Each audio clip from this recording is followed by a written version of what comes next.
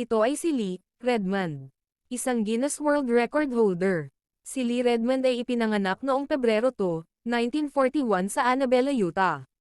Siya ay namatay noong Disyembre 14, 2023, ay isang Amerikanang nagtaglay ng record sa Guinness World Records para sa pinakamahabang kuko sa parehong kamay.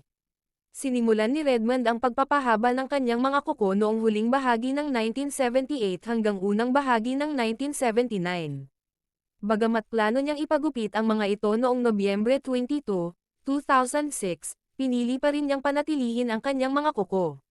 Sa mga nakalipas na taon, lumabas siya sa CBS News at sa Ripley's Believe It or Not Museum. Isa sa kanyang huling paglabas ay sa isang fundraiser para sa Salt Lake City Fire Department, kung saan iniulat na ang kanyang mga kuko ay may average na 86 hanggang 89 sentimetro, 34 hanggang 35 pulgada, ang haba. Noong Pebrero 10, 2009, nabali ang kanyang mga kuko nang mapatalsik siya mula sa isang sasakyan sa isang 4-car pile-up sa Holiday, Utah. Mayroon siyang 2 anak na lalaki, 1 anak na babae, 2 apo na babae, 2 apo na lalaki, at 2 apo sa tuhod. Ang haba ng mga kuko ni Lee Redmond ayon sa Guinness World Records. Sa kanang kamay, thumb finger 76.4 cm, 30.1 inches. Index finger, 72.3 cm, 28.5 inches. Middle finger, 74.1 cm, 29.2 inches.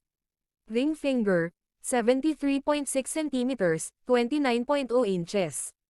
Little finger, 71.6 cm, 28.2 inches. Sa kaliwang kamay, thumb finger 80.0 cm, 31.5 inches.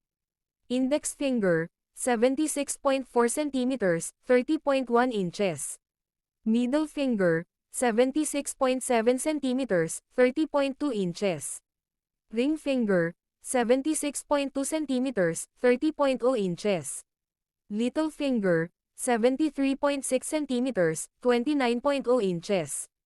Kabuuang haba, 751.3 cm, 24 feet 7.8 inches.